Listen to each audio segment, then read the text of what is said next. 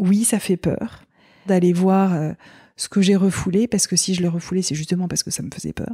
Et en même temps, c'est ça qui fait de moi un être unique et merveilleux, parce que si je m'autorise à aller récupérer toute cette énergie que j'ai enfouie dans cette ombre-là, je vais advenir.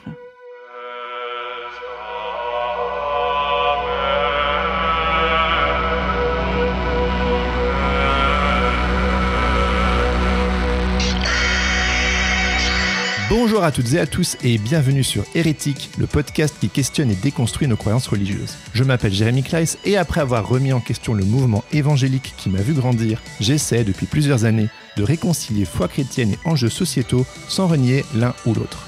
Ce projet a été pensé comme un espace bienveillant et critique pour explorer des sujets souvent complexes, voire polarisants en Église. Si vous êtes curieux en déconstruction ou que vous questionnez le système religieux dans lequel vous évoluez, ce podcast est pour vous. Si ce podcast vous enthousiasme, que vous désirez soutenir mon travail et rejoindre une communauté avec qui cheminer, je vous invite à me soutenir financièrement sur Tipeee. Grâce à vos contributions, vous accéderez à une communauté protégée, des épisodes bonus, un club de lecture, des rencontres et des tas d'autres bonus pour vous accompagner dans votre déconstruction. Mais surtout, vous contribuerez activement au bon développement de ce podcast 100% indépendant et garanti sans pub. Pour participer, visitez www.tipeee, ça s'écrit tipeee.com/hérétique-podcast. D'avance, un grand merci. Pour introduire cet épisode, laissez-moi vous raconter une histoire. À l'époque, j'avais 13 ans, et je n'étais pas prêt à ce qui allait m'arriver. Je me baladais tranquillement quand une enveloppe tombée du ciel atterrit dans mes mains. Le temps de relever la tête, j'aperçus le messager déguerpir à grandes envolées. C'était une colombe. Perplexe, j'ouvris l'enveloppe et découvris une invitation intitulée « Le rendez-vous du mal ». La seconde d'après, je fus téléporté en bas des escaliers de l'académie de dessin que je fréquentais plus jeune. Bien qu'appréhensif, je savais pertinemment que je n'avais pas le choix. Je devais me rendre à ce rendez-vous. Prenant mon courage à deux mains, je me mis à grimper les marches de cet escalier qui m'était si familier, mais qui, seconde après seconde, devenait de plus en plus inquiétant. De part et d'autre, des rats et des souris mortes jonchaient le sol, et l'ambiance devenait de plus en plus étouffante. Une fois arrivé en haut, j'entr'ouvris la porte et découvris un être qui allait m'effrayer au plus haut point. Là, tapis dans l'ombre, se trouvait une forme mystérieuse, noire, visqueuse, nauséabonde et menaçante, entourée de bougies. Ni une ni deux, j'ai claqué la porte en hurlant et j'ai dévalé les escaliers en courant le plus vite possible. Et puis, je me suis réveillé, perplexe. Ce rêve, je l'ai gardé en mémoire. Pendant un temps, j'étais convaincu que Dieu me l'avait envoyé. À moins qu'il s'agissait du fameux « soi » développé par Jung. L'empreinte divine que nous porterions toutes et tous en nous, quelles que soient nos croyances d'ailleurs. Quoi qu'il en soit, je venais de rencontrer mon ombre, mais trop préoccupé que j'étais à m'approcher de la lumière, je n'étais évidemment pas encore prêt. Ce n'est que 17 ans plus tard, au détour d'une conversation avec un ami, que j'ai découvert le principe de l'ombre et du dark side.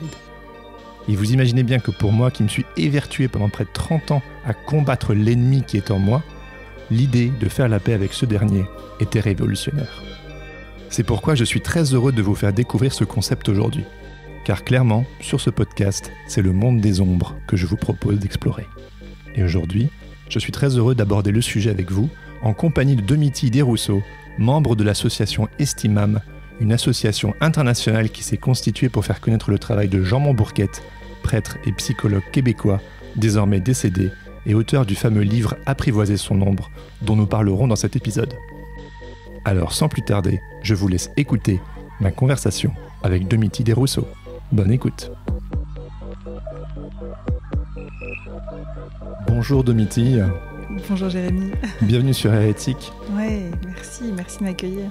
Merci à toi. Je suis très heureux de discuter avec toi de ce fameux sujet, apprivoiser son ombre, qui a été une vraie révolution pour moi et que tu connais très bien. Que tu as lu il y a déjà quelques temps pour la première fois. Hein. Tout à fait, peut-être il y a 4 ans.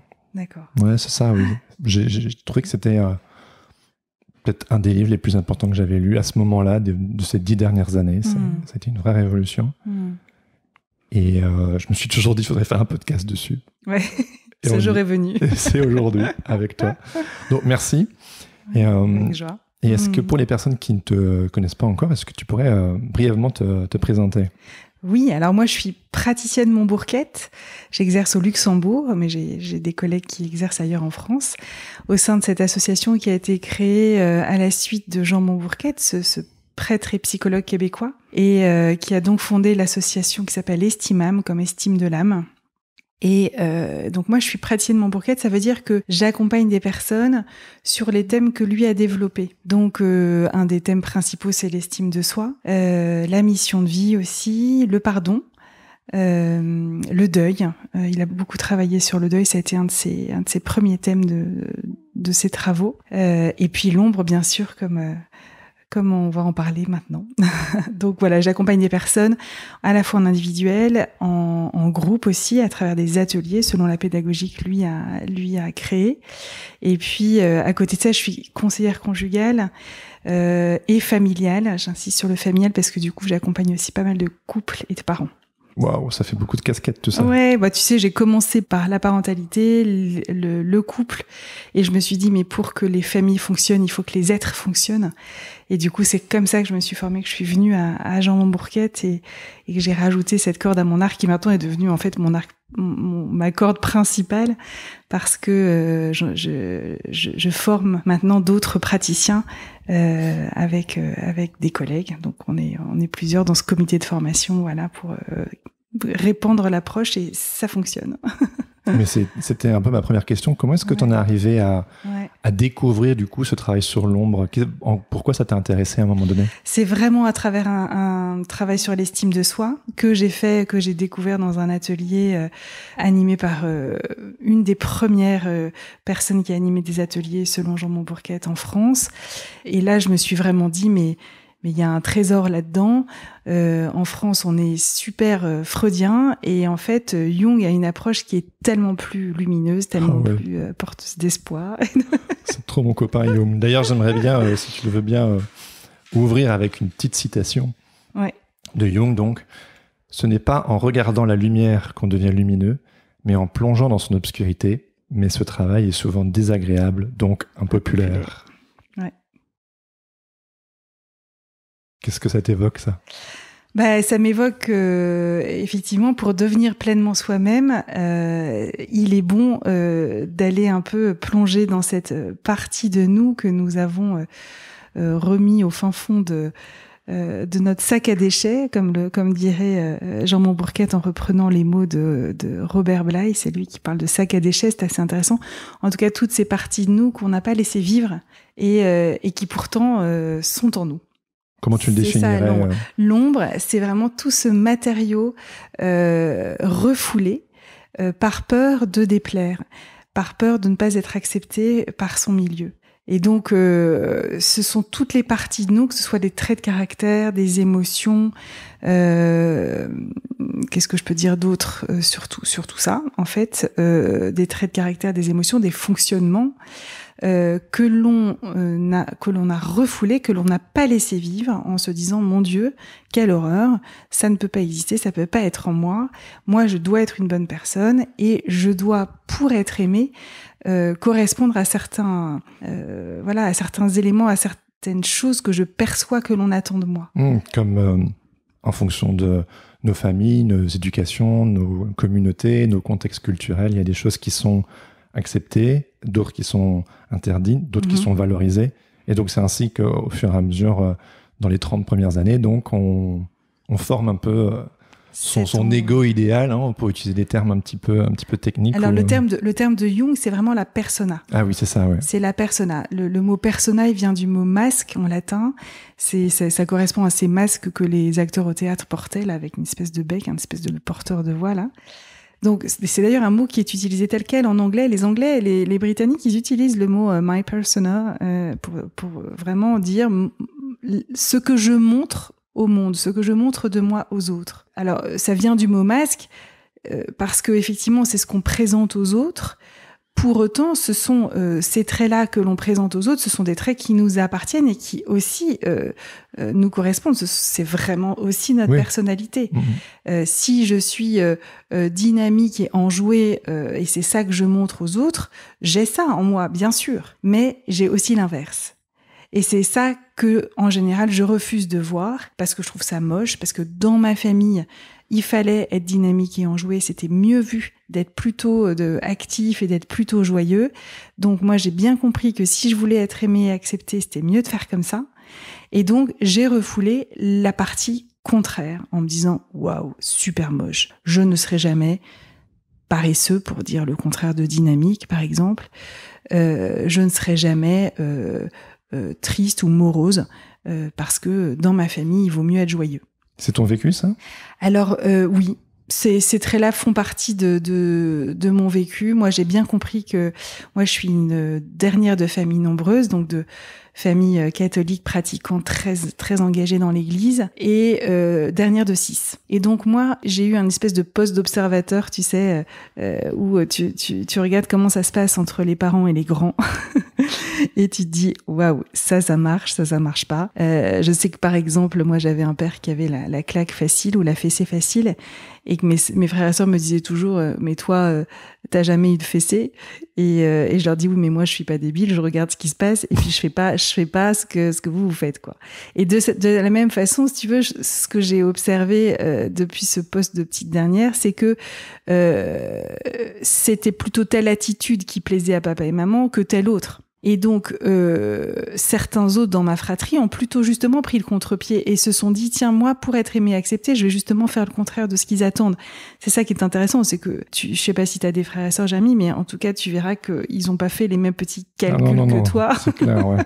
Et alors que t'as les mêmes parents, enfin. Ouais, tout à fait, ouais. Donc, c'est comme si, individuellement, on faisait son petit truc à l'intérieur en disant, bon, ça, c'est plutôt bien de le développer, ça, c'est plutôt pas terrible de le développer. Ah oui. Donc, si j'en reviens à cette idée de dynamisme et de joie de vivre, moi, c'était très clair pour moi que maman, ça lui plaisait beaucoup les gens qui se bougeaient et les gens qui étaient joyeux, et que je me suis dit, bon, bah, pour être aimé de ma maman, c'est bien d'être dynamique, c'est bien d'être joyeux. Donc, j'ai plutôt développé ça, et puis beaucoup développé le côté, tu penseras à l'autre avant toi-même.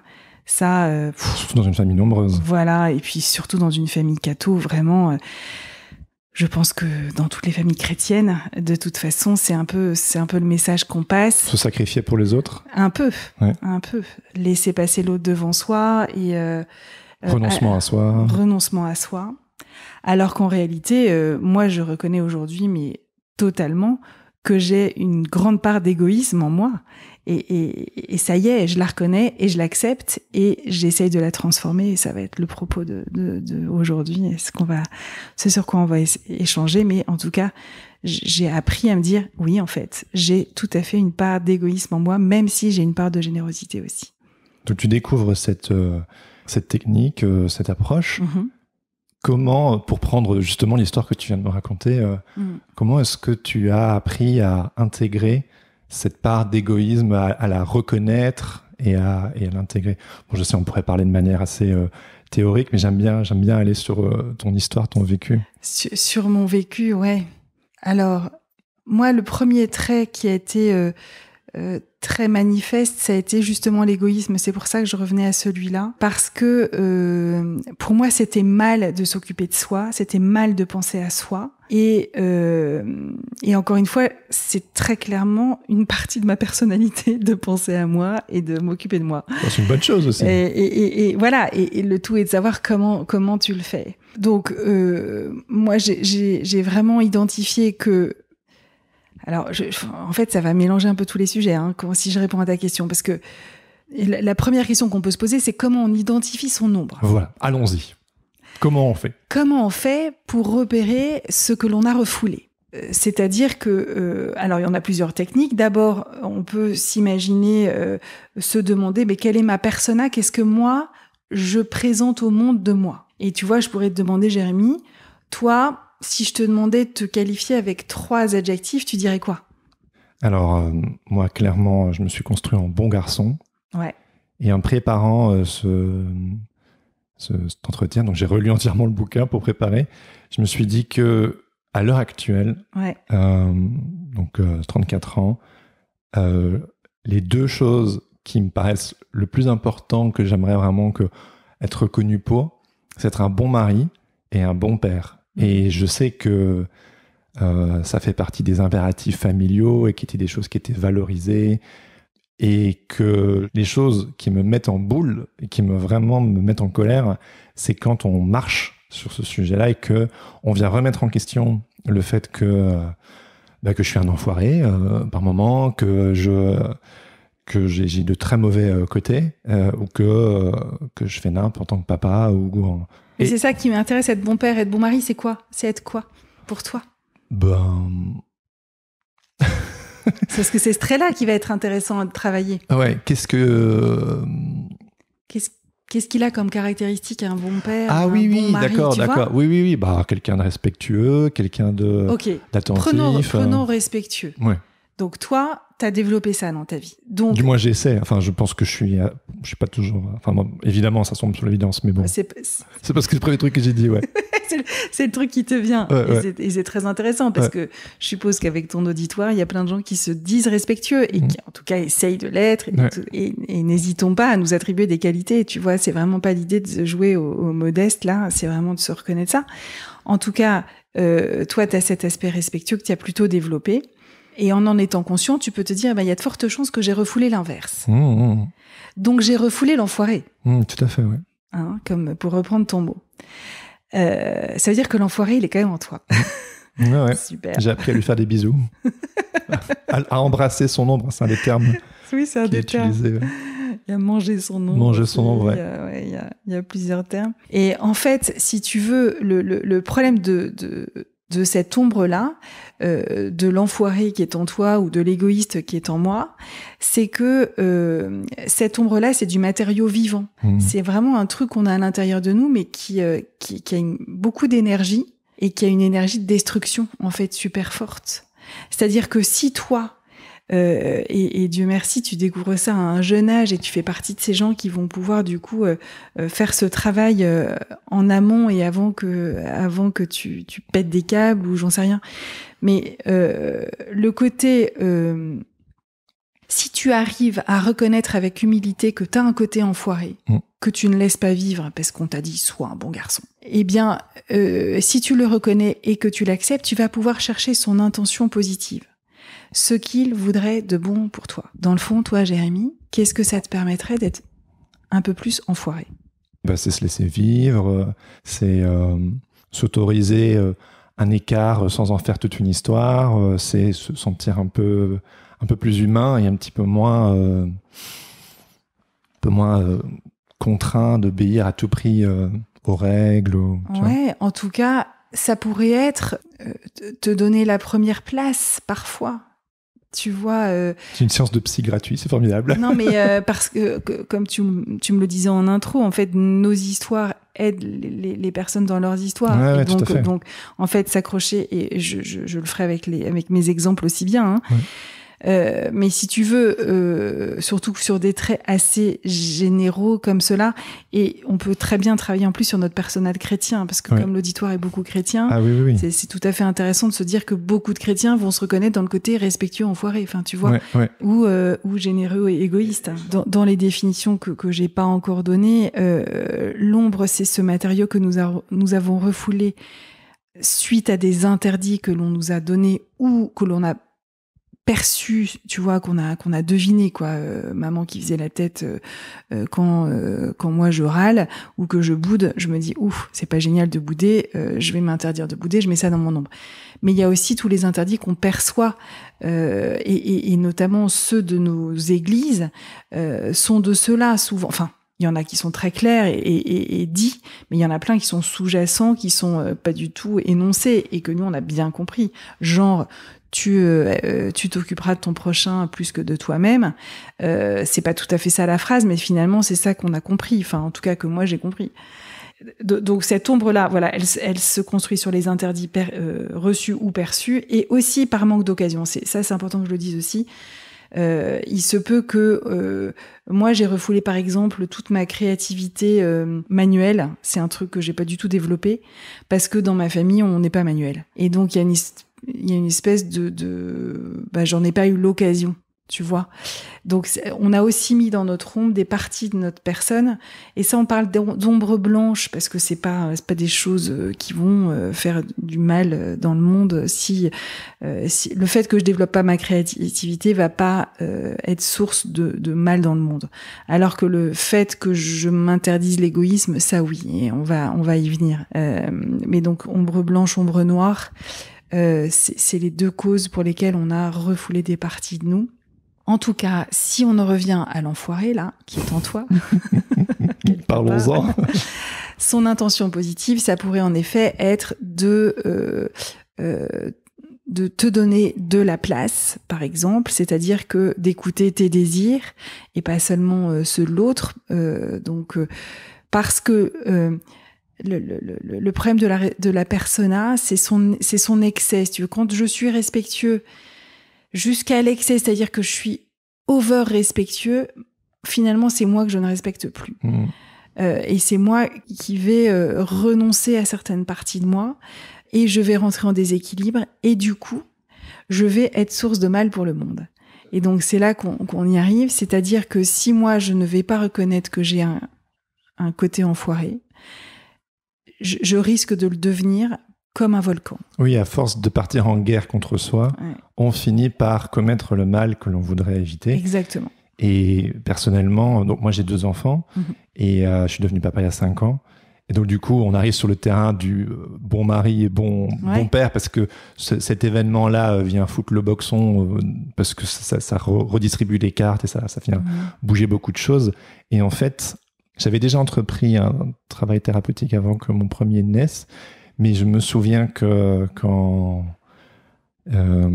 avec ce bouleversement d'un premier enfant, et puis les enfants, c'est des miroirs incroyables, tout petits qu'ils soient, et je me suis vraiment pris dans la tronche comme ça la prise de conscience de Jérémy, là, vraiment, ça va pas. Ça c'est pas juste, c'est pas correct.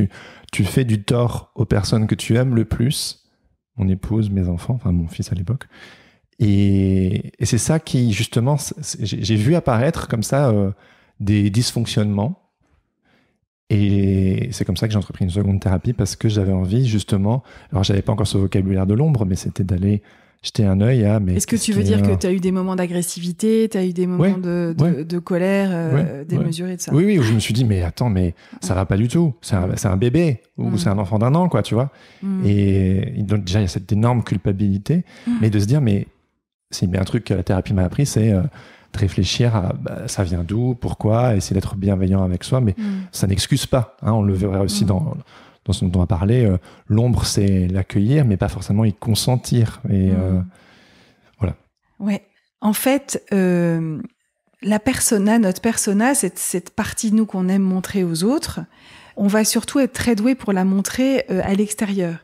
Et tu vois, un autre exemple qui peut parler à beaucoup d'entre nous, c'est que on va être nickel chrome la journée au bureau, on va être super sympa, on va être super souriant, on va être oui, et on rentre à la maison et on crie sur tout le monde. On donne un coup de pied au chien parce qu'il nous saoule, et puis parce que mon fils a fait tomber un Lego, je pique une crise comme si il avait cassé la porcelaine de ma grand-mère, quoi. Donc ça, c'est aussi des phénomènes de l'ombre, c'est-à-dire que je passe tellement ma journée à être dans cette persona, dans ce que je veux montrer de moi, parce que c'est ça qui me paraît la clé pour être une bonne personne. Hein. Je crois bien faire en faisant ça. Hein. Je suis très bien intentionnée en faisant ça, mais dans le même temps, je vais remettre dans mon sac à déchets. Moi, j'aime bien aussi parler de cocotte minute, tu vois, le truc. Ah oui, c'est très parlant. Ouais.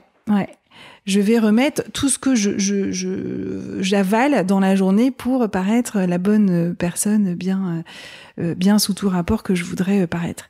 Donc, je vais mettre ça dans la cocotte minute, et il y a des moments, la soupape, il est indispensable que l'air ressorte. Et en général, on fait ça avec ceux qu'on aime le plus, ce qui est tout à fait illogique, parce que comme tu le dis toi-même, c'est ceux qu'on aime le plus. Mais pour autant, comme il y a une espèce de sécurité avec ces personnes-là, on s'autorise l'horreur. Ouais. Et c'est horrible, mais ouais. Mais voilà. Donc de reconnaître que nous avons des parts d'ombre que alors tu vois, la colère dont je parle là et dont peut-être toi tu évoques éventuellement aussi sur ton fils d'1 an par exemple, parfois ça se manifeste sous forme de colère alors que c'est pas forcément de la colère qui est refoulée. Mais tu vois, si j'ai refoulé le prendre soin de moi, c'est ça qui va sortir, c'est la colère qui sort. C'est mes instincts. J'ai besoin d'espace pour moi. Voilà. Et au lieu de le dire, je peux pas, ça au lieu de le m'énerve. dire très simplement, je pique une crise. Parce que dans l'idéal, on dit bien que la persona, c'est l'idéal de moi. Dans l'idéal, je voudrais être cette personne qui est que gentille, que au service. Mais c'est intenable sur la durée. Parce qu'on est des êtres humains. C'est ça. C'est ça. Et donc, si je ne vais pas reconnaître que j'ai ce besoin de temps pour moi, etc., eh bien, je vais le faire de manière super maladroite et destructrice de moi, des autres. Et c'est là que le mal intervient. Et c'est là que si je ne vais pas reconnaître ces parts d'ombre en moi, eh bien, je risque de l'incarner, comme tu le disais tout à l'heure. Et là, je fais le mal. Et donc le mal avec un grand M. Avec un grand M, c'est là que le mal se répand dans le monde. Et c'est pour ça qu'il est urgent de parler de l'ombre, parce que à force de vouloir refouler des parties de nous en disant je veux pas voir ça chez moi parce que je suis une bonne personne, je me mets vraiment la tête dans le sable en refusant de voir ma réalité qui est que je suis humain. Moi je pense, et ça c'est moi qui parle, je sais pas si Jean Bourquet dit ça, que tout ça vient du péché originel, hein, du fait qu'on a été créé bon et mauvais, en fait, hein, quelque part, en tout cas pécheur, non parfait. Et donc on a forcément l'ombre et la lumière, comme tu disais, en nous, et que si je refuse de voir que j'ai cette part d'ombre, elle va ressortir de manière inappropriée dans ma vie. Mais pour beaucoup de personnes, cette part d'ombre, elle est combattue. C'est ça.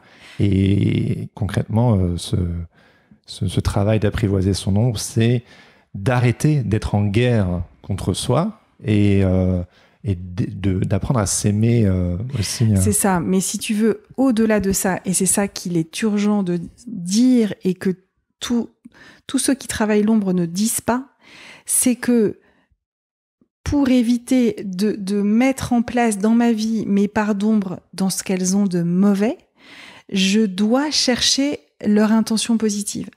Cet exercice que je faisais avec toi de te demander, mais finalement être un enfoiré, ça permet quoi ? Ça permet sans doute de penser à soi, de prendre soin de soi, de s'équilibrer.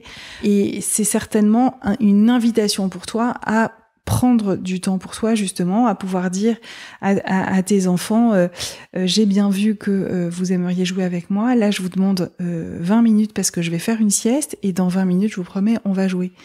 Et si tu arrives à faire ça, même s'ils sont pas contents, ils seront frustrés, et c'est ok d'être frustré dans la vie, hein, ça va te permettre de en effet, faire vivre cette part d'enfoiré qui en fait, fait comme ça, n'est pas du tout un côté enfoiré, mais juste un côté respect de soi, qui t'empêchera d'avoir besoin de gueuler sur tout le monde d'une minute à l'autre tout d'un coup. Parce que t'auras fait ça. Et donc, quand on dit apprivoiser son ombre, c'est fondamental de dire attention. On n'est pas en train de dire devenez des enfoirés. On est en train de dire quelle est la manière, qu'est-ce que ce côté que vous avez refoulé, qu'est-ce que vous gagneriez à aller le rechercher dans ce qu'il a de bon.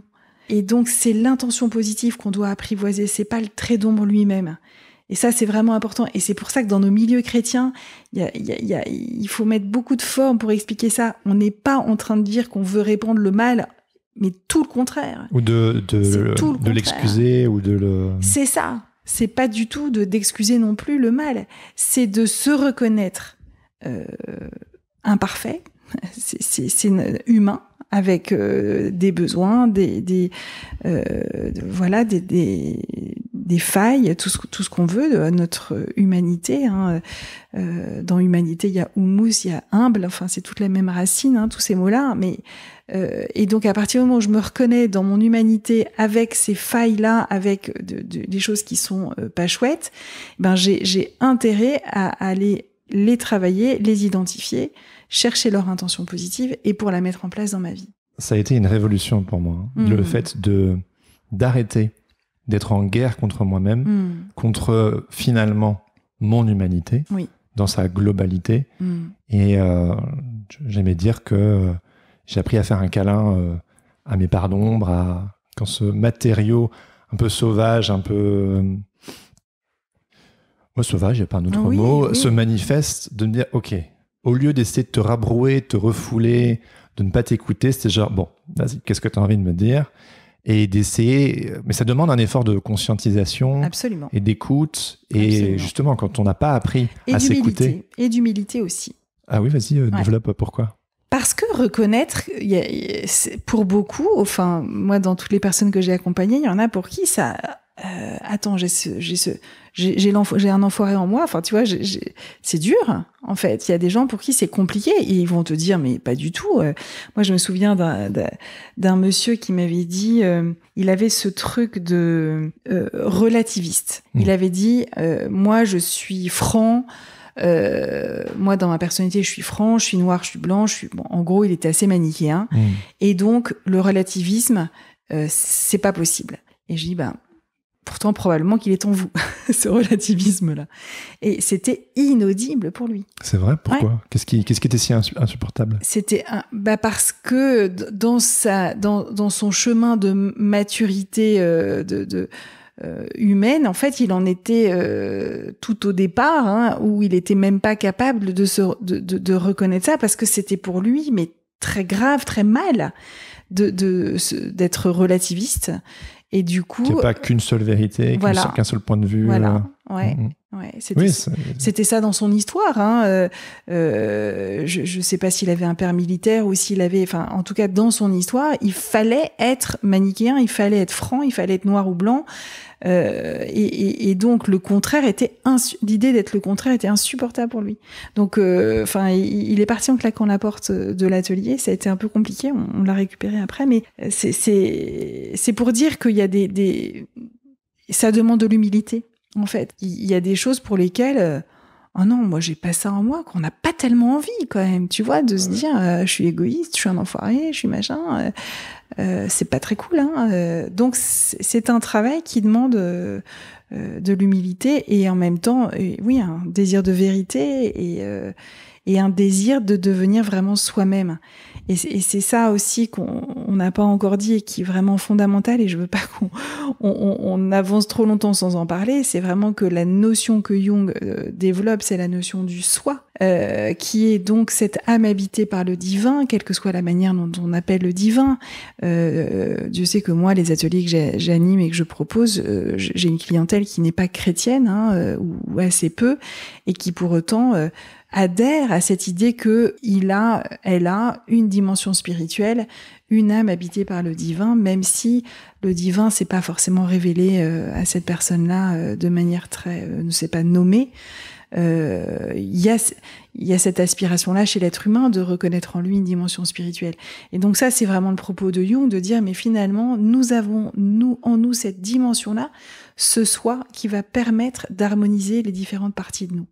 Donc quand tu disais je fais ce travail de reconnaissance de ce que j'ai dans mon ombre et de mon dark side, et oui, j'ai tout un travail volontaire à faire avec mon psychisme, avec mon intelligence, et je vais aller tirer de mon inconscient ce que j'ai bien pu mettre dans mon ombre, et ensuite je fais un travail spirituel que l'on appelle chez nous de passivité active, où on demande au grand soi, à cette âme habitée par le divin à l'intérieur de nous, de venir réunifier toutes les parties de nous et de venir les faire danser ensemble, les faire fonctionner ensemble, pour que moi je sois égoïstement généreuse ou généreusement égoïste, et que toi tu sois un enfoiré respectueux.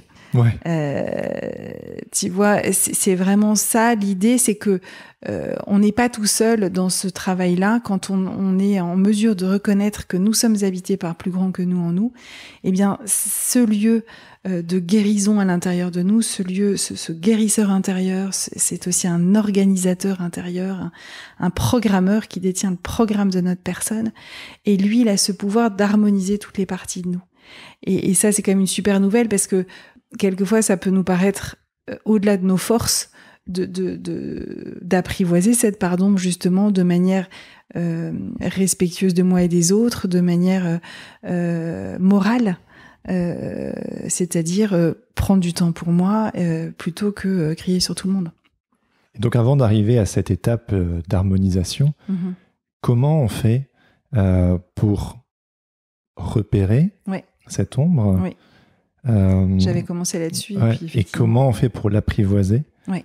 Donc, la repérer, j'étais partie là-dessus en demandant ton exemple et en disant, une manière de la repérer, c'est de se définir. Tiens, comment moi je me définirais? Et toi, tu me dis, moi je suis quelqu'un de respectueux. Et donc, tu prends l'adjectif contraire et tu te dis, ça veut dire que j'ai refoulé le contraire. Donc, c'est pas cool, hein? C'est pour ça que je te disais qu'il faut de l'humilité, parce qu'il y a un côté, merde, quoi. Moi, je suis une bonne personne, je suis quelqu'un de bien, et tout d'un coup, je viens me dire, mais si j'ai ça, c'est que j'ai aussi son contraire. Sauf que je veux pas le voir. Ok, bon.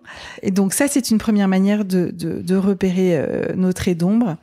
On a l'ombre, elle génère des obsessions, elle génère des compulsions. Et elle génère de l'anxiété, du malaise. C'est-à-dire que, et tu parlais de culpabilité, je crois tout à l'heure, quand tu disais, quand je me mets à crier sur mon fils d'1 an, je culpabilise. Ah oui, bienvenue au club, c'est... Heureusement qu'on culpabilise. Heureusement. Et cette culpabilité-là, cette anxiété-là qu'on peut avoir à différents moments de nos vies, ce sentiment de malaise, par exemple, ça vient vraiment parler d'un trait d'ombre qui cherche à se dire. Donc, moi, je peux te donner l'exemple, je vais changer son nom, mais je vais parler de Marco, qui est italien, là, au Luxembourg, et qui vient me voir à 43 ans, et qui me dit... je viens vous voir parce que je sais plus qui je suis, je sais pas ce que je veux, je sais pas où je vais, ça va pas trop, mais je sais pas non plus ce qui va pas. Le gars, vraiment, tu vois, 43 ans, typique, milieu de vie, qui c'est un des moments où ça se révèle. C'est un des moments où ça se révèle. C'est un des moments où on a on est sujet au burn-out, on est sujet à des maladies toutes sortes et on est sujet à de l'angoisse, de l'anxiété, de la culpabilité, du malaise. La crise de la quarantaine. Qui peut arriver avant. Qui peut arriver avant et qui peut ne pas arriver lorsqu'on a travaillé sur soi suffisamment avant. Ouais. Bon, moi, je sais que ça s'est plutôt manifesté fin de la vingtaine, début de la trentaine. Et sans doute parce que tu as eu un événement de ta vie qui t'a fait... Des obsessions. Sans rentrer dans les détails, j'ai commencé à vraiment me rendre compte que j'avais des trucs qui tournaient en boucle et que je me disais, pourquoi est-ce que j'ai ces fixettes, et puis tu te rends compte de l'ombre familiale et de l'ombre institutionnelle, et qu'il y a des choses qui... C'est comme on parle de fantômes transgénérationnels, il y a des choses qui viennent nous hanter, mais qui ne nous concernent pas, et mais qui sont quand même là. Et puis, quand on veut vivre... Pour moi, c'était aussi une histoire de liberté. Pour vivre libre, il faut aller voir au fin fond et... conscientiser les choses pour pouvoir... c'est ça. Donc, ça peut arriver avant, mais beaucoup de gens... moi, j'ai quand même une clientèle de milieu de vie assez majoritaire. Et ce gars-là, il était vraiment absolument typique, quoi. Il a, en arrivant avec sa demande qui était très fouillie, mais qui finalement revenait à dire qui suis-je, où vais-je. Et il y a des tas d'aspects de ma vie que je sens pas harmonisés et unifiés. Et donc voilà, ça c'est une autre manière de se dire j'ai besoin de travailler mon ombre. Et pour aller repérer du coup les traits de l'ombre. Il y a toujours, je répète, cette histoire de prendre le contraire de ce que j'ai mis dans ma persona. Il y a aussi les sujets qui me font peur, qui m'obsèdent, les sujets sur lesquels je tourne en boucle. Je cherche toujours moi, c'est pas avec les obsessions que j'ai découvert mon ombre. Je cherche toujours des exemples d'obsessions, mais je les trouve pas très faciles à trouver. Parce que le dernier moyen qui est vraiment... si tout ce qui nous fait peur, hein, ça parle de notre ombre, mais le moyen que je trouve le plus efficace et avec lequel moi je travaille le plus, c'est les projections sur les autres. Ah oui, vas-y. En fait, il faut savoir que dès lors que quelqu'un me sort par les yeux, c'est qu'il vient parler de mon ombre. Donc, si je ne supporte pas ma voisine Paulette parce que elle ne parle que d'elle toute la journée, qu'elle est obsédée par elle-même et que toutes ces phrases commencent par moi je, eh bien c'est probablement que Paulette elle vient me parler de quelque chose de mon ombre. Elle est insupportable, Paulette. Et pour moi elle est insupportable. Et donc si tu veux là, et c'est pour ça aussi d'ailleurs que l'on dit que apprivoiser son ombre, c'est passer du jugement à la compassion. Parce que je vais juger Paulette, alors qu'en fait Paulette elle vient juste parler de moi. La preuve en est que Paulette, toi, elle t'énerve pas. Si elle m'énerve. Elle t'énerve aussi, toi. Bon, on a la même ombre. Mais par exemple, mon mari, lui, il est beaucoup moins énervé. Bon, mon mari, il trouve que Paulette, qu'est-ce que tu veux, elle est brave, c'est pas grave, oui, elle parle d'elle, so what, quoi. Moi, ça me sort par les yeux. Et ça, et dès lors que vous pouvez vous dire, vous tous les auditeurs, que dès lors que vous avez quelqu'un pour lequel vous vous dites « je ne le supporte pas, ce gars-là, ou cette personne-là, je ne peux pas le voir en peinture », vous êtes sûr qu'il vient appuyer sur un trait de votre ombre. Donc la question à se poser, c'est « mais cette personne-là que je supporte pas, qu'est-ce que je ne supporte pas chez elle ?» Donc moi, chez Paulette, c'est le côté « elle ne parle que d'elle, il y en a que pour elle, elle est obsédée par elle-même ». Et évidemment, chez moi, ça a tout à fait été un interdit de penser à ça, de penser à moi, de me mettre au centre, de parler de moi, d'être... c'est ce que je fais ici pour autant, mais... je te remercie. J'ai bien apprivoisé mon ombre. En tout cas, Paulette, elle vient me parler de chez moi ce trait que j'ai refoulé, de m'autoriser à parler de moi, de m'autoriser à me mettre au centre, voire à me mettre devant. Ce que j'ai tout à fait appris à faire et dans lequel je m'éclate. Donc c'est quand même dommage de le refouler quand finalement c'est quelque chose qui rend heureux. Mais en tout cas, c'est un excellent moyen de retrouver, d'identifier notre ombre, c'est de voir les personnes qu'on supporte pas. On peut le voir aussi, et donc c'est ce qu'on appelle les projections, la fascination négative, mais on peut le voir aussi dans la fascination positive. On peut voir aussi qu'il y a des personnes qu'on admire grandement. Les personnes où on se dit, mais waouh, cette personne-là, elle est super organisée. Je vois bien que son bureau est impeccable, tout est dans l'ordre, tout est classé. Je suis vraiment admirative de ça. Eh ben, là aussi, ça vient parler du fait que moi, j'aimerais être aussi organisée qu'elle, et donc que moi, le sens de l'organisation, je l'ai pas encore développé. En gros, je suis assez bordélique. C'est pas un bon exemple pour moi parce que c'est pas vraiment le cas et c'est pas un trait ni qui a de l'importance pour moi ni dans la persona ni dans l'ombre, mais c'est un trait qui revient souvent dans les personnes que j'accompagne. Tous les gens qui sont un peu perfectionnistes, tu vois, et à l'inverse tous ceux qui sont très foutoirs et bazar.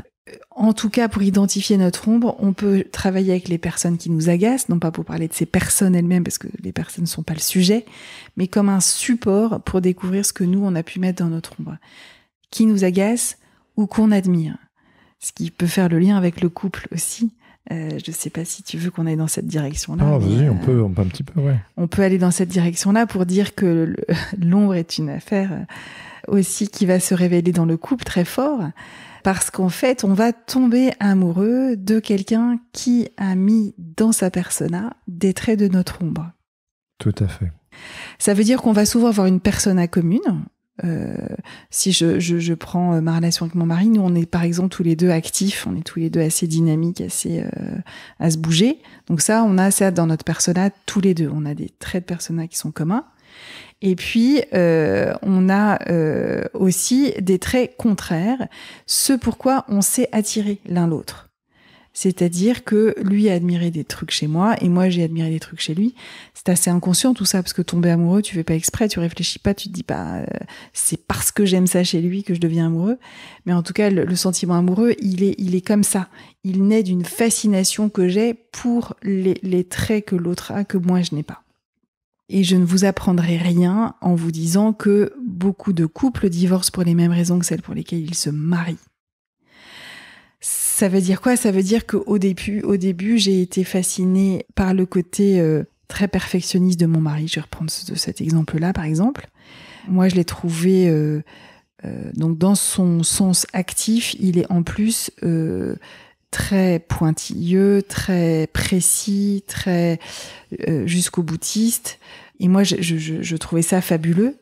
Et régulièrement, je le trouve maniaque et insupportable. Et en fait, c'est le même trait. Et c'est pareil pour moi, il me dit toujours, mais tu sais pas fermer un pot de confiture, parce que je le ferme de travers, je trouve pas le bon pot de vis, le bon pas de vis.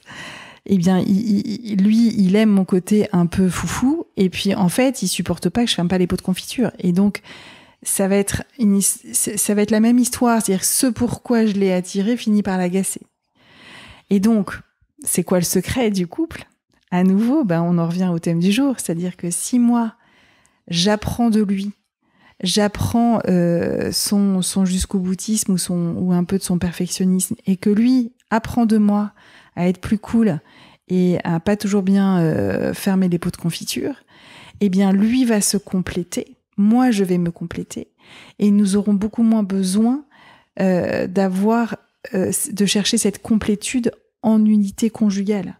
On va être deux êtres complets qui vont moins inconsciemment compter sur l'autre pour venir boucher leur trou, tu vois.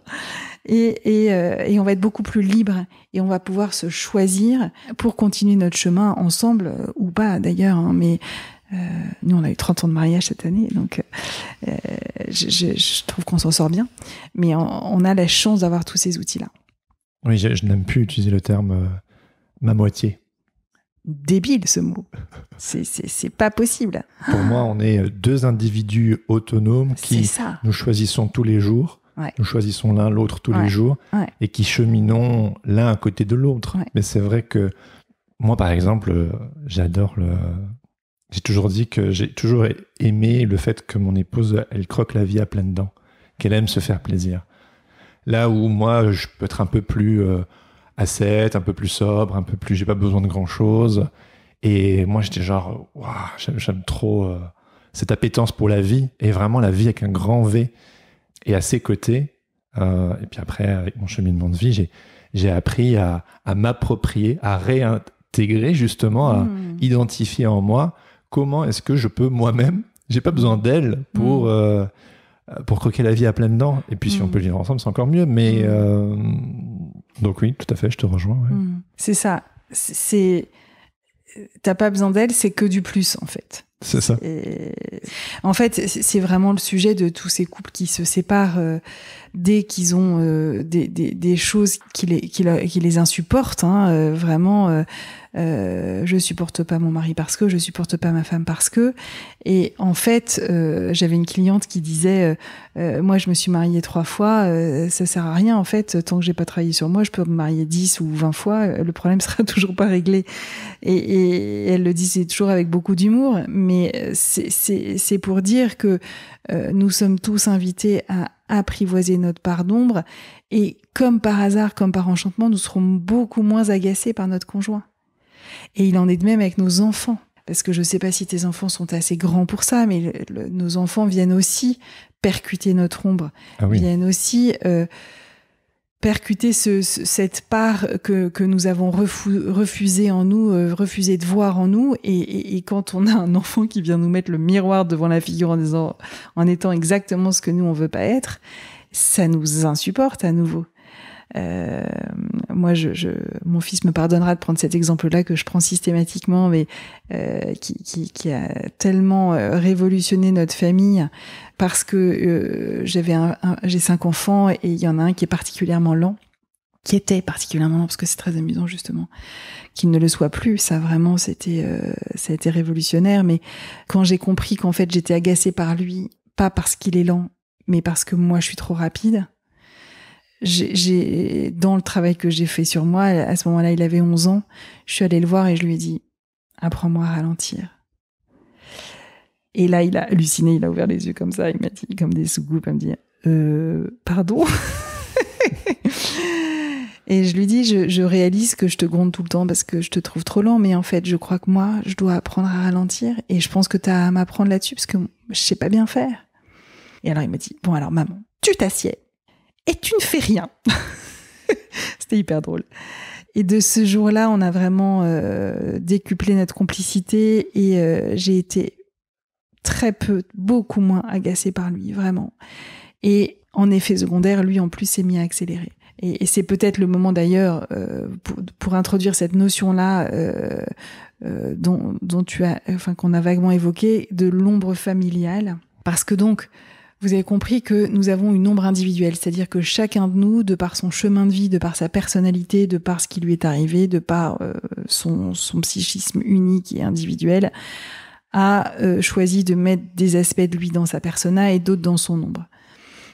Mais il y a aussi ça pour un groupe, et on le disait pour les chrétiens tout à l'heure, c'est-à-dire que on va dans un groupe donné, dans une institution donnée, et donc pour l'Église c'est la même chose, et pour une famille c'est la même chose. C'est-à-dire qu'en fait un groupe va avoir un fonctionnement habituel, un fonctionnement qu'il a imaginé devoir être le sien. Donc typiquement en église, on peut très bien voir selon ces églises, et tu évoquais avec moi tout à l'heure ce qui se passe dans le protestantisme et moi ce qui se passe dans le catholicisme. Mais en église, nous allons avoir une persona. Entre chrétiens, la commune, c'est justement probablement celle du bon garçon, celle du généreux, celle du respectueux, etc. Donc il y en a une commune certainement aux chrétiens en général, mais il y en a une certainement pour l'Église catholique en particulier. Je pense particulièrement à tout ce qui est sexualité dans l'Église catholique, qui est un vrai sujet. C'est pas à toi que je vais l'apprendre. Et on connaît les dégâts que ça a fait. Donc, par exemple, dans l'Église catholique, on a une persona très chaste et on a refoulé la sexualité, parfois l'homosexualité, et quand l'ombre explose, elle explose. Donc, dans une famille, c'est la même chose. Alors, Dieu merci, les conséquences peuvent être moins graves, mais et si je reprends mon histoire de lenteur, par exemple, pour ce fils que j'ai qui était plus lent, il était le seul à être plus lent. C'était toujours lui qu'on attendait quand on partait quelque part, etc. Nous, on est une famille plutôt rapide, et donc la persona familiale, c'était la rapidité.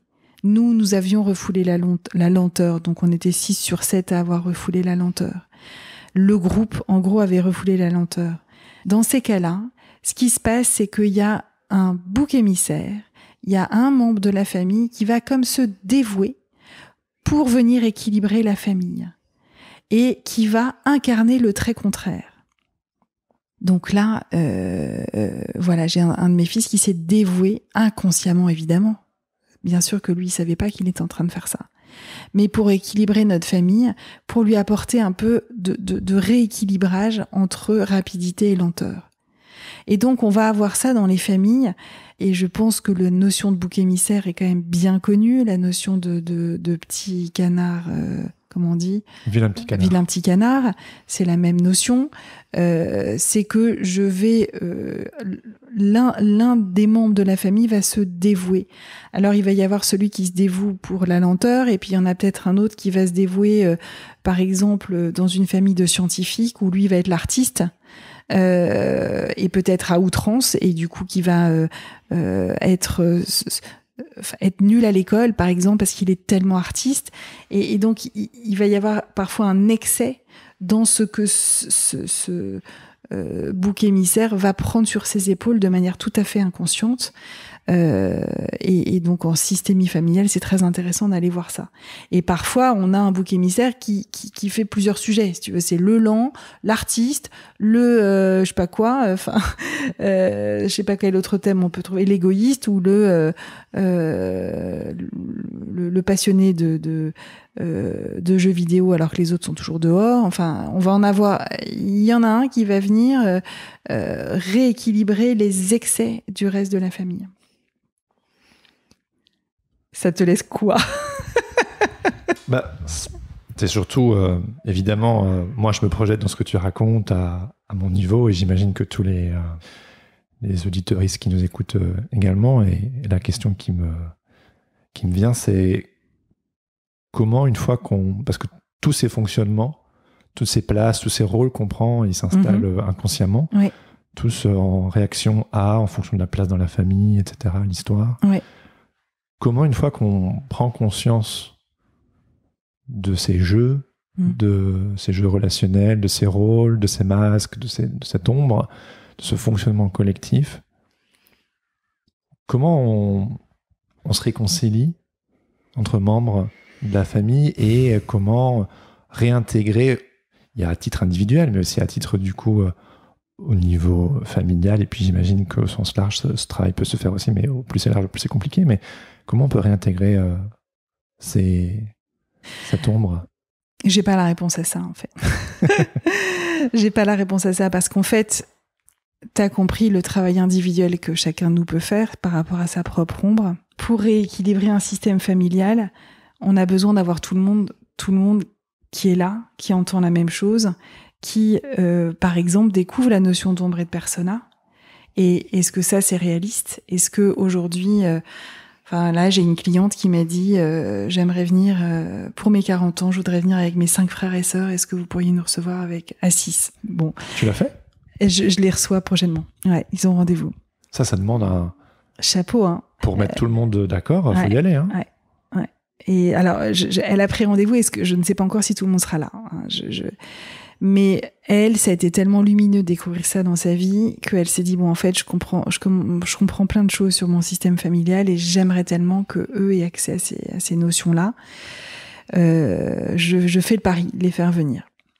C'est ça, en fait. C'est filer le livre d'apprivoiser son ombre à tout le monde, mais même ça, je sais pas si même toi qui l'as bien lu et bien potassé, t'avais peut-être pas cerné toutes ces notions-là. Je l'ai relu une 3e fois, il y a encore des choses qui sont venues. Mais c'est ça, parce que, et notamment cette histoire de bouc émissaire, si tu veux, elle est pas forcément très simple à comprendre à l'écrit. Tout à fait, et ça fait plus réfléchir. C'est pour ça d'ailleurs que nous on fait des ateliers, des conférences, parce que c'est plus facile d'expliquer avec un micro que dans un livre, en fait. Mais en tout cas, ce travail-là, tu vois, moi, mon fils qui est devenu plus rapide, il a... Et surtout, non, c'est surtout moi qui suis devenue plus lente. En tant que mère de famille, moi, j'ai donné un rythme plus lent, un peu. C'est pas encore... Je fais encore des excès de vitesse, mais c'est ça qui fait que tu n'as plus besoin d'en avoir un qui se dévoue pour venir équilibrer la famille. Si t'essayes vaille que vaille de donner un équilibre dans ta famille entre rapide et lent. Mais ça a été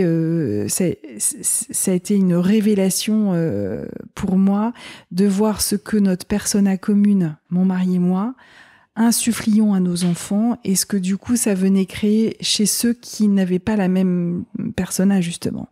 Et comment ils ont pu se sentir le vilain petit canard à des moments différents de leur vie. Bon, et aujourd'hui, c'est vrai qu'on a des super belles relations parce que je pense qu'ils ont connaissance de tout ça et que ils rigolent en fait en se disant ah oui non mais je suis tellement ton ombre qu'évidemment que là on peut pas être d'accord. C'est beau quand on peut s'en amuser. Mais voilà et dans le couple c'est la même chose. C'est très chouette quand tout le monde est un peu au courant de ce truc. Et c'est très important d'ailleurs dans le couple, quand on voit qu'on a un des deux conjoints, et ça je le vois, mais je suis sûre que vous avez des exemples dans votre vie, de personnes où l'un des deux a pris en grippe un des enfants. Moi, j'en vois ça, des couples qui vivent ça. Et donc ça, c'est pas forcément une histoire d'ombre familiale, mais d'ombre plutôt personnelle. C'est-à-dire que si je pense à cette famille que j'ai vue il y a pas très longtemps, où le papa est super dur avec son fils de 14 ans et je perçois que waouh, il est vraiment dur avec lui, beaucoup plus qu'avec ses autres enfants, etc. Donc, ce fils de 14 ans vient toucher quelque chose chez lui, vient vraisemblablement parler de son ombre, et je ne sais pas si c'est le côté difficulté scolaire qui le renvoie à lui-même, si c'est le côté j'ai pas beaucoup d'amis qui le renvoie à lui-même, j'en sais rien.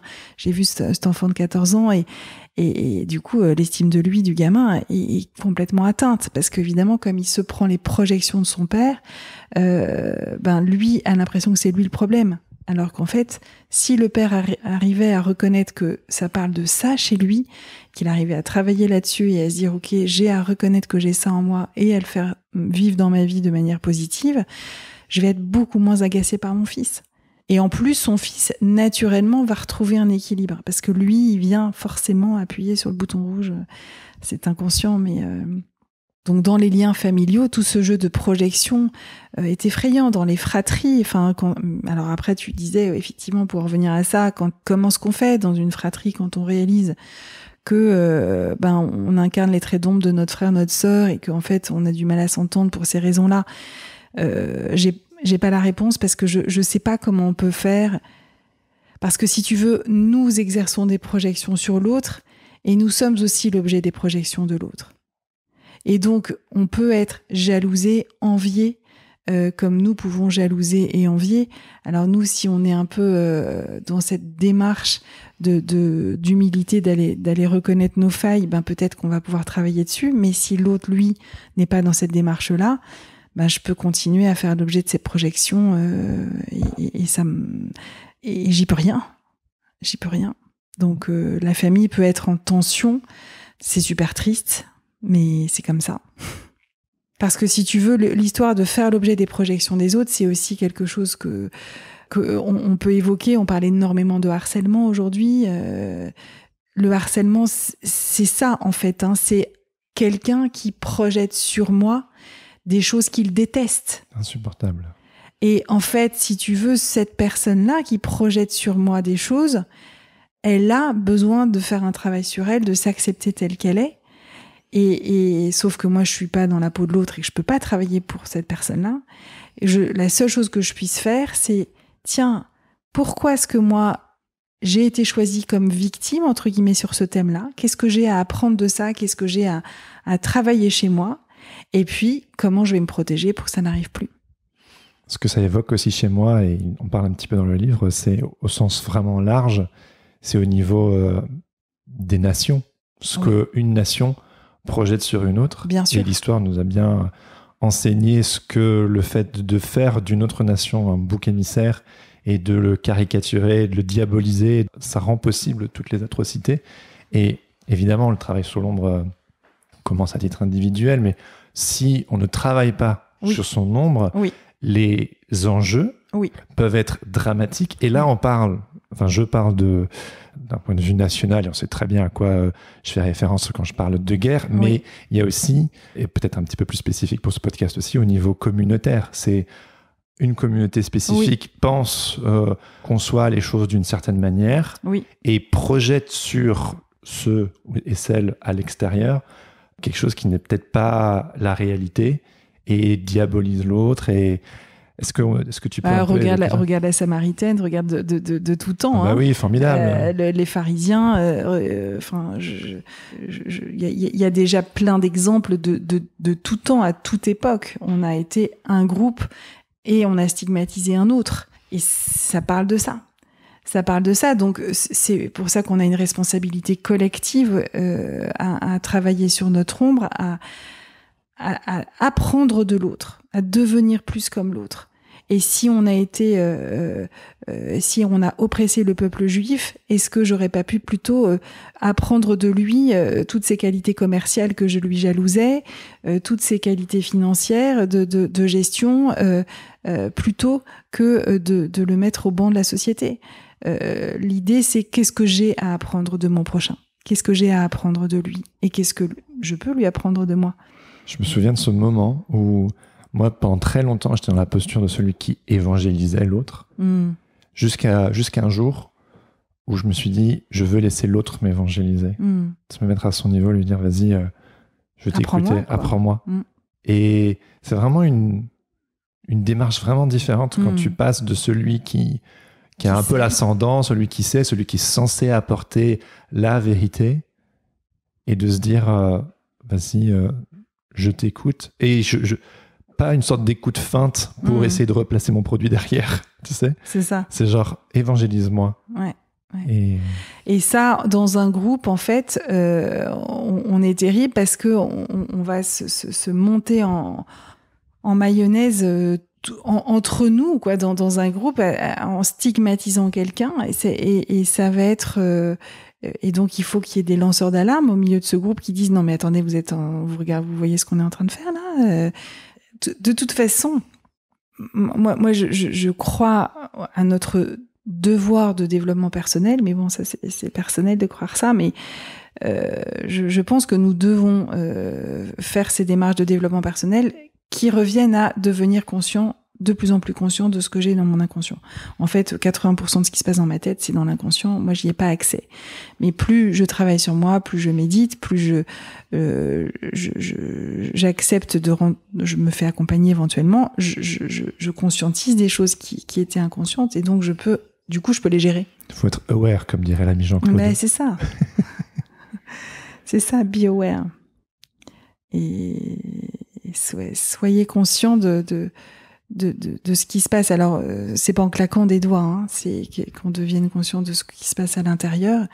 Mais en tout cas, d'être aware déjà de me voir faire comme tu l'as fait, comme tu as eu cette intelligence de reconnaître que tiens, tu es en train de crier sur un bébé d'1 an, en fait. Donc, mais on n'est pas nombreux, il y a pas, enfin, beaucoup ne se voient pas faire et se disent, bah, je suis dans mon bon droit de lui crier dessus, t'as vu ce qu'il a fait. Donc, à partir du moment où je suis dans cette démarche de me croire dans mon bon droit, d'ailleurs, c'est marrant parce que cette phrase d'être dans son bon droit, elle m'évoque un prêtre qui m'avait dit ça un jour. Dès lors que je dis je suis dans mon bon droit, c'est que je suis dans le péché. Lui, il avait dit ça. Et j'ai beaucoup réfléchi depuis. Je me dis, en fait, c'est souvent, c'est le j'ai bien le droit. Non, mais j'ai bien le droit de. Quand tu dis ça, tu peux aller creuser un peu. Tu te dis à tous les coups, je suis pas dans quelque chose de très juste. Donc être dans son bon droit de crier sur son enfant ou de je ne sais quoi, non, je suis pas dans mon bon droit. C'est que tiens, je reconnais que ce comportement, et ça aussi, je veux le dire ici, un comportement, il est moralement bon ou moralement mauvais, et là-dessus, il n'y a pas de sujet, quoi. Faut vraiment, le bien et le mal existent, et nos comportements sont bons ou sont mauvais. Et c'est là qu'on revient à la notion d'intention positive, tu vois. Le comportement de crier sur son enfant d'1 an est mauvais. Enfin, je veux dire, effectivement, tu peux gronder un enfant d'un certain âge et que ça ait du sens, mais certainement qu'un bébé ne va rien apprendre de ça et que ça va pas être productif. Donc, on peut dire que le comportement est mauvais, pour autant ton intention était bonne. Enfin, il y avait une intention positive derrière, c'est plutôt ça que je veux dire. Et probablement que ton intention positive, c'était être paisible. Tu vois sans doute que ton enfant t'agaçait, te saoulait, il pleurait, j'en sais rien, il t'embêtait. Et toi, ton intention positive derrière tes cris, c'était juste, je veux retrouver la paix. Sauf que tu t'y es mal pris pour faire ça. Et je dis tu, mais tu penses bien que chacun de nous, c'est un tu général sur nos comportements qui sont bien souvent inadaptés. Mais dès lors que j'acte que ce comportement que j'ai est mauvais, enfin voilà, que je peux reprendre l'exemple de mon fils qui était lent et pareil que je harcelais pour qu'il se dépêche. Je trouve que c'était pas un comportement chouette, et pour autant mon intention était que la famille tourne bien. Bien sûr que mon intention derrière était positive, et moi je voulais aussi, mon intention positive, c'est d'aussi avoir une bonne image de moi en tant que mère, etc. Pour autant, une fois que je conscientise que ce qui anime ce comportement, c'est d'avoir une bonne image de moi en tant que mère, je vais me dire, ok, qu'est-ce qui me donnerait une bonne image de moi en tant que mère ? C'est plutôt de me mettre à l'écoute de mon enfant, comme tu le disais juste avant. Et donc, cette awareness qu'on est appelé à développer, c'est vraiment ça, c'est ok, je suis un être humain doté d'une conscience, doté d'une intelligence, c'est de mon devoir d'aller regarder derrière mes comportements, qu'est-ce qui motive ce comportement, et est-ce que je peux choisir un autre comportement pour parvenir à mes fins. Tu dirais quoi à quelqu'un qui nous écoute là et à qui ça fait trop peur d'ouvrir la boîte de Pandore? Ouais, je dirais que il est une merveille, cette personne-là, qui se dit ça, et qu'il est unique et merveilleux, et qu'il est appelé à devenir pleinement lui-même. Et que, oui, ça fait peur. Ça fait peur d'aller voir ce que j'ai refoulé, parce que si je l'ai refoulé, c'est justement parce que ça me faisait peur. Donc, ça fait peur, et en même temps, c'est ça qui fait de moi un être unique et merveilleux, parce que si je m'autorise à aller récupérer toute cette énergie que j'ai enfouie dans cette ombre-là, je vais advenir. Et en tant qu'être humain unique et spécial, je suis appelée à advenir et à prendre pleinement ma place dans l'univers. Alors que si je continue de refouler et de refuser ces parties-là de moi qui me paraissent moches, eh bien, je vais pas advenir qui je suis. Et donc, je vais pas prendre pleinement ma place. Et je vais pas aussi, éventuellement, remplir ma mission de vie. Mais est-ce que c'est nécessaire, je me fais l'avocat du diable, hein, est-ce que c'est nécessaire d'advenir et de devenir pleinement? Peut-être que certaines personnes se diraient, mais je suis très bien comme ça, il n'y a pas besoin d'aller remuer là où... d'aller fouiller sous le tapis, quoi. C'est peut-être trop douloureux. Ouais. Est-ce qu'on peut vivre sans aller voir là-dedans? Moi, je pense qu'on est toujours confronté à des moments d'angoisse, à des moments de projection, à des moments de mal-être, à des moments de culpabilité, et que c'est dommage, en fait, si on peut vivre libéré de tout ça. Alors, on n'aura jamais fini d'apprivoiser notre ombre, hein. Jean Bourquet dit bien qu'on n'apprivoise pas plus d'un trait par an. Donc, c'est un travail infini et notre ombre continuera de nous jouer des tours. Je voudrais aussi dire que dans notre ombre, il y a aussi des choses objectivement très belles. Tu vois, si tu as grandi dans une famille de voyous, toi, tu vas être voyou dans ta persona et tu auras refoulé le bon garçon. Et donc, c'est tellement dommage de pas aller faire vivre ce bon garçon-là. Le chic type. Le chic type. Mais en tout cas, l'ombre finit par se manifester d'une manière ou d'une autre. Alors, soit elle se projette sur les autres, soit sur moi-même et je tombe malade, je tombe en dépression, je tombe en burn-out. Parce que si tu veux, ce que Jung explique dans ce processus d'individuation pour devenir soi-même, c'est que le moi, l'ego, le moi conscient, la seule partie de moi qui soit consciente, c'est ce que Jung a appelé le moi, l'ego de Freud. Il se retrouve pris en sandwich entre les injonctions de la persona qui dit « il faut être un bon garçon, il faut être dynamique, il faut être généreux, il faut être ceci, cela », et par toute cette autre partie qui vient de mes profondeurs et qui m'encourage à devenir et à devenir moi. Donc le moi, il est pris en sandwich. Ce que lui, il sait, c'est qu'il se sent pas bien, mais il sait pas ce qui se passe. Et donc, est-ce qu'on est obligé d'apprivoiser son ombre dans la vie? Moi, je pense que on se prive d'aller bien en continuant de la refouler, là où l'apprivoiser va être extrêmement soulageant et va nous libérer de ces angoisses, de ces malaises, de ces épuisements. Tu vois, l'épuisement.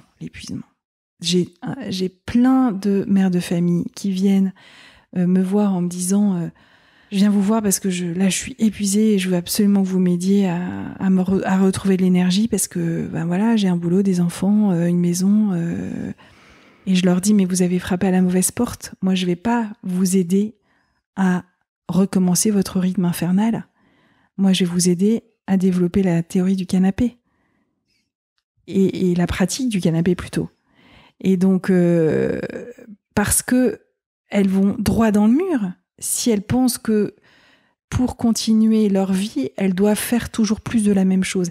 Et ça, il faut savoir que c'est le réflexe. Hein. Quand on n'est pas bien, on va faire toujours plus de la même chose. On va aller vers notre persona. On va être le chic type, on va être le généreux, on va être le respectueux, on va être...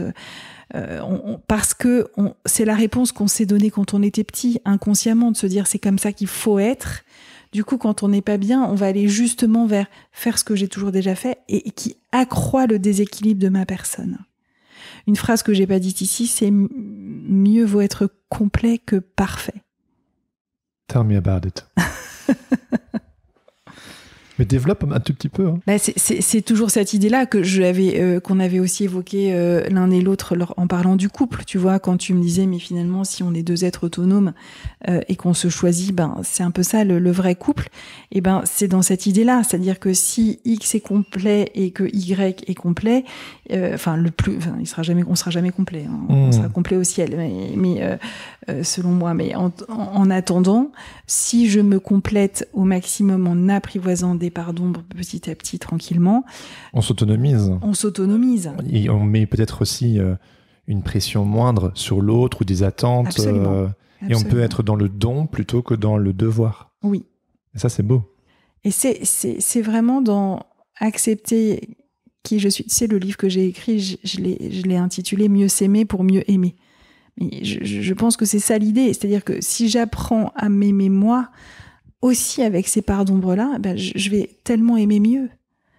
C'est marrant parce que ça peut tellement résonner. Tu sais, genre... oh oui, s'aimer soi au final... j'en étais sûr qu'en fait, dans le fond, c'est juste pour penser à soi. Mais voilà, c'est peut-être une ombre de ne pas s'autoriser, justement, à... Mais ça, je te dis, chez les chrétiens, c'est dingue. Mais il y a cette ombre institutionnelle ou la tradition de cette figure christique sacrificielle qui donne sa vie pour l'autre et qui oublie de vivre pour soi.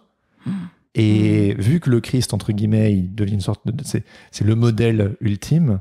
Après, on oublie, voilà, le Christ, il a son histoire. Mais tu vois, le Christ, il s'est quand même barré au Mont des Oliviers parce qu'il avait besoin d'avoir la paix. Ouais, c'est ça. Il a quand même fait des tas de trucs où il s'est quelque part respecté, moi, je trouve. Enfin... Mais on retient surtout la figure sacrificielle. Ouais, hein. Mais t'as raison, tout à fait. Tu sais, on dit Jean, le disciple qu'il aimait. Bon, bah, il avait des potes, en fait, Jésus, tu vois. Il se privait pas d'avoir des potes, même si, bien sûr, qu'au sens christique, il aimait chacun et chaque personne qu'il a croisée dans son existence et qu'il les aime aujourd'hui de là où il est. Mais il avait des affinités avec un gars qu'il a confié sa mère et inversement. Trop bien. Bah oui. Et donc, il s'est autorisé ça aussi, enfin, tu vois, dans sa sainteté, dans sa pureté. Donc, pourquoi est-ce que nous, on devrait se flageller Non, moi, je sais qu'il y a eu un moment donné dans ma vie où je me suis dit, je veux vivre là, parce qu'en fait, maintenir le système tel qu'il est, mon système et le système dans lequel j'évolue, mon fonctionnement, il est intenable sur la durée. Et il y avait cette pulsion de vie, justement, peut-être aussi dans mon ombre, qui est genre, je veux vivre là. J'ai besoin de remettre dans la couleur et sortir de cette dualité... de rajouter de la couleur parce que en fait Toi, tu dirais que tu as reçu quoi comme il faut? La chose qui me vient là tout de suite, mais parce qu'on est dans le contexte de ce podcast, c'est il faut croire ça comme ça. C'est ça la vérité. Alors que quand tu vis, tu fais des expériences, tu te confrontes à l'autre, à l'altérité, aux différents points de vue, et encore plus peut-être dans des grandes villes comme Paris, et où aussi aujourd'hui on a un accès à tellement de savoir grâce à Internet, etc., et à tout ce qui va tellement vite, que je n'ai plus pu, à un moment donné, maintenir ma vision du monde qui avait fonctionné pendant un bout de temps, hein. Mais à un moment donné, en fait, la réalité, elle est venue éroder, et au bout d'un certain temps, c'est intenable de dire non, c'est l'autre qui a tort.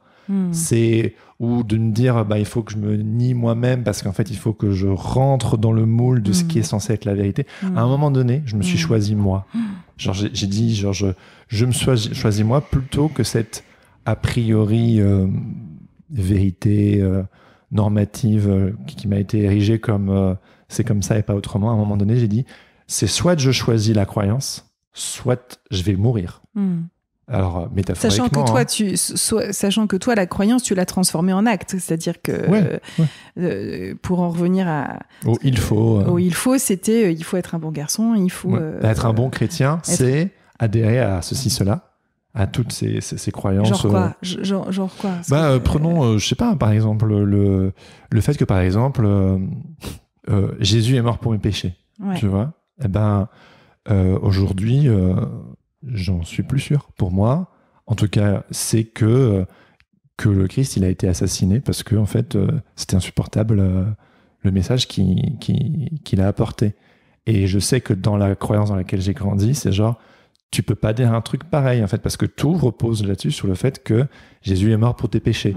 Aujourd'hui, je dirais simplement que j'ai pris une forme de distance et que je me suis rendu compte qu'il y avait d'autres lectures de la mort de Jésus, qui n'était pas forcément sacrificiel, mais qu'il est peut-être mort pour d'autres raisons. Et donc, je suis pas en train de dire que c'est ma vision, justement, qui est juste. C'est juste cette prise de distance de me dire, voilà, je me suis donné la liberté de ne plus être dans il faut. Et par exemple, le fait que j'adhère plus forcément à la théorie de la substitution, qui est un peu le pilier principal de la croyance dans laquelle j'ai grandi, à un moment donné, je me suis dit, si je crois plus ça, est-ce que ça me fait tout le temps de moi quelqu'un de chrétien ? Et à un moment donné, je me suis dit, j'en suis plus sûr. Qu'aujourd'hui, je suis dans la réappropriation de mon ombre ou de mon héritage, de ma tradition, et de me dire, en fait, zut, pour être poli, c'est pas les autres qui décident pour moi si j'ai envie de me considérer comme marchant à la suite du Christ. C'est pas parce que j'adhère pas exactement à la virgule, et le fait justement d'étudier l'histoire de l'Église. Je me souviens, un ami pasteur m'avait fait un petit bouquin, Petite histoire du christianisme, où j'ai plongé dans 2000 ans d'histoire, et je me suis rendu compte qu'en fait, il y a eu tellement de mouvements à travers l'histoire, et qu'il y a 1000 ans, il y a eu tel mouvement, il y a 500, il y a eu tel mystique, il y a 250 ans, il y a eu cette dame, et ces mouvements monastiques, ou dans le désert, j'en sais rien, tout. Et de me rendre compte que certaines de mes intuitions aujourd'hui, pas forcément partagées par la tradition dans laquelle j'ai grandi, il y a 500 ans, il y a 1000 ans, il y a des gens qui ont eu les mêmes intuitions. Et là, je me suis senti beaucoup moins seul, et je me suis dit, mais en fait, j'ai le droit de prendre de la perspective et de me dire, je suis pas tout seul, en fait. Et de me dire que c'est moi qui décide si je me considère comme chrétien, quoi. Alors j'essaie de faire des liens entre tout ce que tu dis et l'ombre de la personnalité, parce que en fait, effectivement, tu reviens vraiment à ton objet, qui est la liberté de croire et le fait que ma foi m'appartient et je crois en ce que je crois, et voilà. À quel moment l'ombre intervient là-dedans, c'est pas si limpide pour moi, le lien que tu fais entre les deux. Mais pardon. Non, c'était à la question il faut.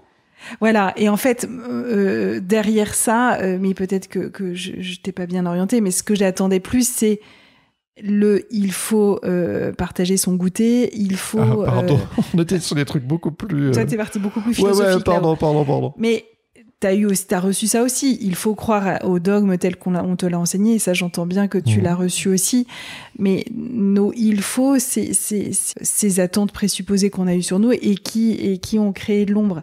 Maintenant, il y a un lien entre tout ce que tu dis et l'ombre, mais il est pas facile à faire. Non, il n'y a pas de problème. Il est entre... C'est une ombre communautaire ou institutionnelle ou idéologique ou théologique même. Oui, oui. En tout cas, c'est s'autoriser à laisser vivre le rebelle en toi. C'est ça. Ça s'appelle hérétique, ce podcast au final. Exactement. Mais c'est hérétique point d'interrogation. Qui est vraiment hérétique ? Qu'est-ce qui est vraiment une hérésie, tu vois ? Oui, c'est ça. C'est ça que tu re-questionnes. Mais en tout cas, il se peut que toi, petit garçon, tu aies été soumis dans ta persona, au niveau de la foi, par exemple, et que là, dans tout le questionnement que tu proposes à tes invités, c'est le rebelle en toi qui vient chercher des réponses. Et en même temps, tu le fais sans rejeter ton église. Et donc, c'est là que tu es en train de marier ombre et persona chez toi. Si on veut faire ce lien-là, en tout cas... Comment on marie l'ombre et la persona, du coup ? C'est l'harmonie, c'est la réconciliation. C'est vraiment le rééquilibrage des deux. Le problème de notre persona, c'est le trop, et le trop peu pour l'ombre. C'est ce que je ne développe pas du tout. Donc, si tu étais un petit garçon très soumis, tu aurais pu tomber dans ton ombre et incarner ton ombre. On dit souvent ni défoulement, ni refoulement. C'est-à-dire que si tu ne travailles pas sur toi, tu pourrais un jour devenir rebelle, et le rebelle de base qui dit non à tout ce qui t'est dit, qui va dézinguer toutes les théories. Et là, j'en sais rien, mais ce que j'ai l'impression que j'ai en t'entendant, c'est que tu viens questionner des choses, tu ne perds pas complètement ta soumission parce que tu crois au Christ. Je suis pas nihiliste. Et que voilà. Et que tu ne deviens pas, tu n'incarnes pas la rébellion. Tu viens juste questionner intelligemment en mariant ces deux aspects de toi. Tu es rebellement soumis ou rebelle avec soumission. Enfin, tu vois, c'est l'idée de marier notre ombre et notre persona, c'est ça. Mais il y a eu un moment où je me suis dit... T'as tout jeté, tout balancé, quoi. Plus ou moins, quoi. Ouais. Où j'étais genre... En tout cas, c'est la tentation. Et à un moment donné, je me suis dit, en fait, j'ai envie de... Il y a une telle richesse, et j'ai envie de retrouver une forme de structure que ça peut pas être aussi noir ou blanc, quoi. Ce serait juste trop dommage.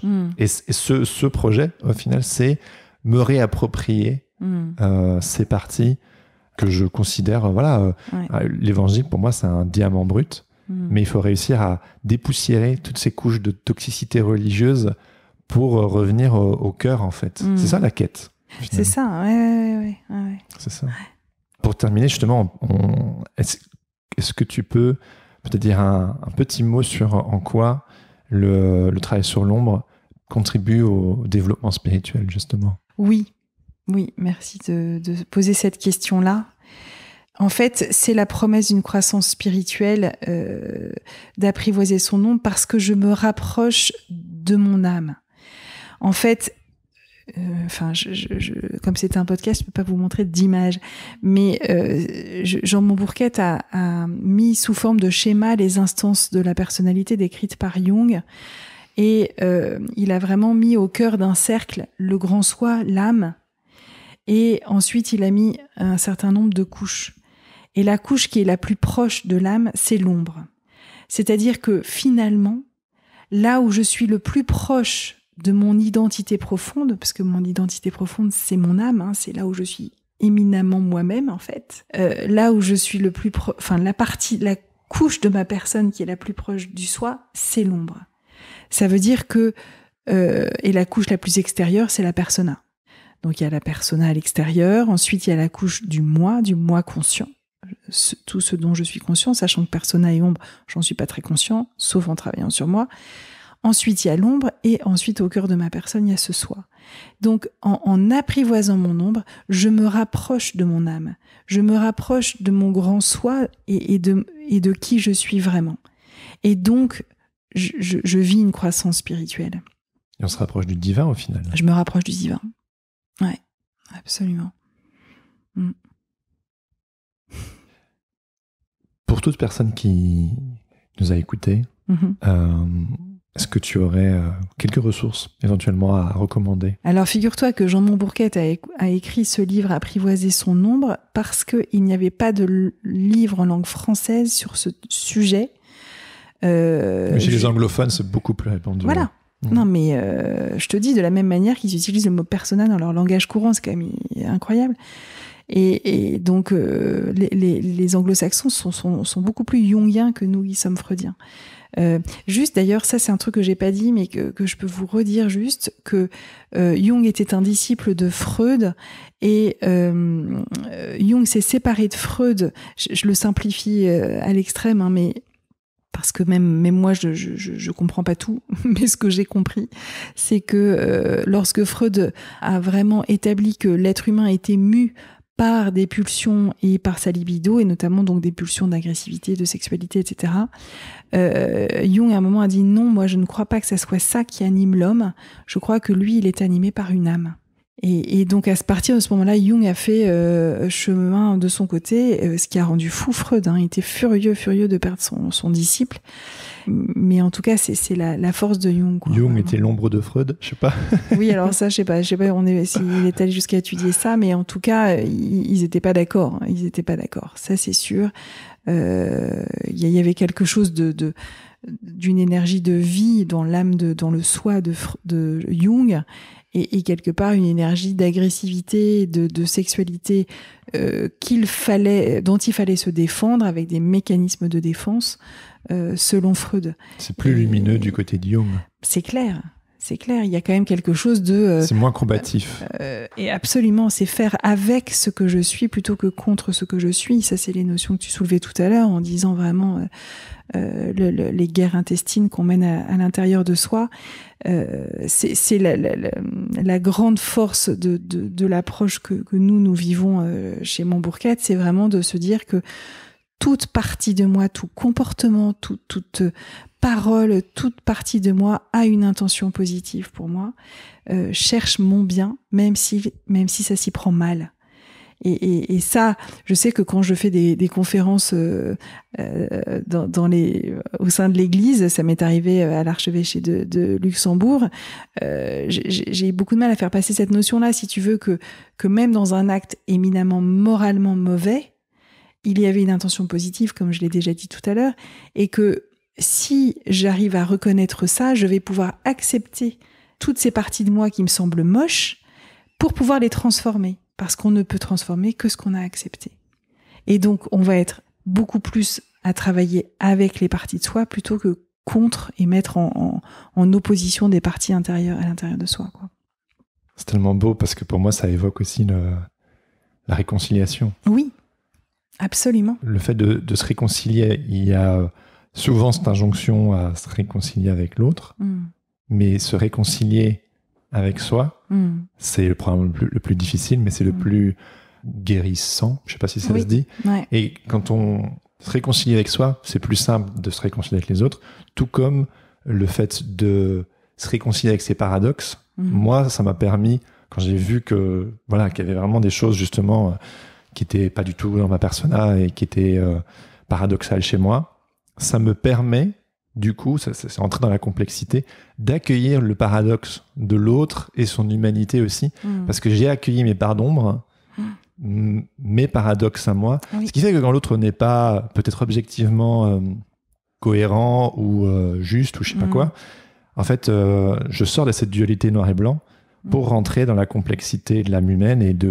en tout cas, c'est un peu plus évident d'accueillir l'autre quand on s'est accueilli soi. C'est ça, et de manière très pragmatique par rapport à ce qu'on a discuté aujourd'hui, le fait de savoir que dès lors que l'autre m'agace, il parle de moi, tout de suite, je vais être plus accueillante de l'autre.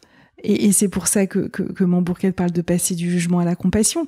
Mais c'est qu'au lieu d'aller juger mon frère qui fait ceci, qui pense cela, et au-delà de me raisonner en me disant j'ai des paradoxes, il a aussi des paradoxes, je peux bien l'accueillir tel qu'il est, je pense que c'est juste, ok, en fait, il est humain avec des traits qui me déplaisent, qu'est-ce que ça dit de moi ? Et tout d'un coup, il va beaucoup moins me déplaire.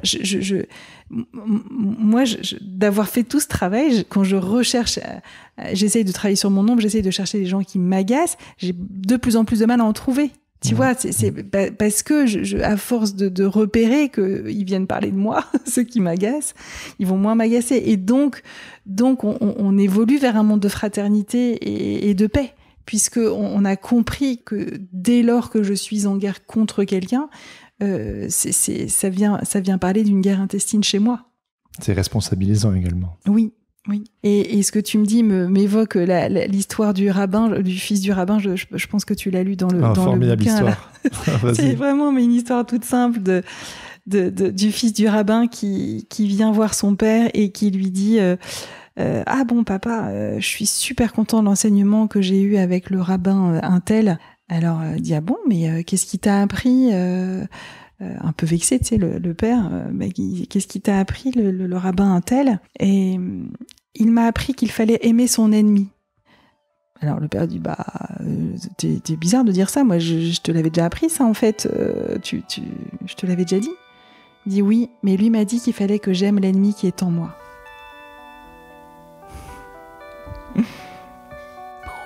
C'est fort. Hein. Merci Domiti. Avec joie. C'était chouette. Merci à toi. Merci Jérémy. C'était ma conversation avec Domiti Desrousseaux. Merci Domiti pour ton temps et ton expertise sur ce sujet. C'était passionnant. Si cette conversation vous a touché, je vous invite à le dire à Domiti en la contactant sur les réseaux sociaux ou en visitant son site internet sur www.domitidesrousseaux.com. Vous pouvez aussi visiter le site de l'association Estimam dont elle fait partie et qui œuvre à faire découvrir le travail sur l'ombre à travers des ateliers et en accompagnant des personnes dans leur croissance psychologique et spirituelle. Pour ce faire, visitez www.estimam.com. Et enfin, si le sujet vous a interpellé, je vous invite à approfondir le sujet en vous procurant le livre Apprivoiser son ombre de Jean Bourquette. Cet ouvrage, nous allons d'ailleurs le lire dans le club de lecture accessible aux membres de la communauté Les Grandissants, la communauté qui contribue financièrement à faire de ce podcast un projet solide et pérenne. Si cela vous intéresse et que vous désirez participer, je vous invite à visiter www.tipeee.com. Tipeee, ça s'écrit avec 3 E, /hérétique-podcast. Vous retrouverez d'ailleurs tous les liens dans les notes de cet épisode. Si cet épisode vous a plu, n'hésitez pas à le partager avec vos amis, à mettre 5 étoiles sur Apple Podcast ou à laisser un commentaire sur Spotify. Ça aide le podcast à monter dans les charts et sur les plateformes, permettant ainsi de faire rayonner le projet encore plus. Vous pouvez également m'écrire pour me faire part de vos retours ou me faire des suggestions d'invités à bonjour@hérétique-podcast.com. Et enfin, pour toujours plus de bonus, je vous invite à me suivre sur Instagram @hérétique-podcast et surtout à vous abonner à ma newsletter.